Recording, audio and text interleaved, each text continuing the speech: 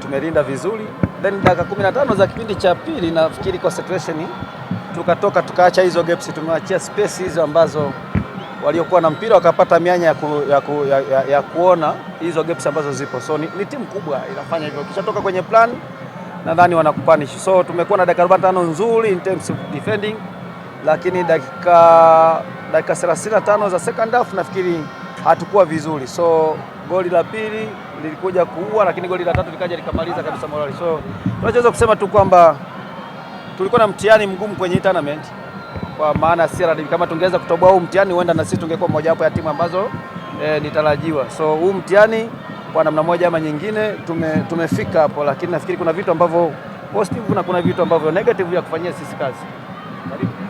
Nadhani ni pia tunabaki kwenye mindset za wachezaji hasa kipindi cha pili, kama uliyokuwa baadhi ya wanafanya kubadilisha mbinu na bado haikufanikiwa. Tunabaki kwenye mindset za wachezaji kama pia kwenye upande wa mbinu.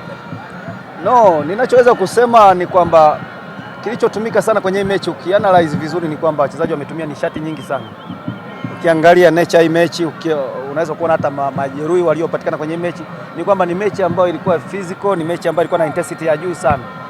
So si swala la tactical, kwa sababu kwenye tactical tulibaki vile vile, lakini kwa sababu nishati inapopungua, maana yake yale majukumu uliyopewa hauwezi kuyatekeleza. Kwa hiyo ni kitu ambacho unaweza kuona kwamba tukutana timu katika level ya utimamu ilikuwa iko juu zaidi, na level ya ubora wa mtu mmoja mmoja ilikuwa iko juu zaidi. So ni kitu ambacho sisi tunakijua kwamba tumekutana na mpinzani wa aina gani. Sasa mwalimu, kwenye mchezo wa leo tumeona sababu zote tatu wachezaji wameumia, ndio wamefanya badiliko. Pengine imechangia hicho ambacho kimetokea. Kuna sababu ambazo unalazimishwa. Kwa mfano sababu kama mbili hivi tumekuwa forced kuzifanya, haikuwa plan yetu.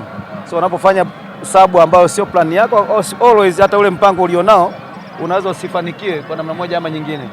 So ni sole, lakini nafikiri ninachoweza kusema tu ni kwamba kwenye mechi kama hii hapa unahitaji tuwapongeze wachezaji wetu wa Dodoma Jiji kwa wametupa mechi nzuri.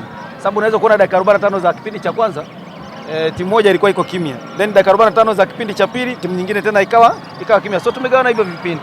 So naweza kuwapongeza kwa effort ambayo wameiweka, na kisha tuwapongeze Simba kwa kufanya vizuri kwenye mechi hii.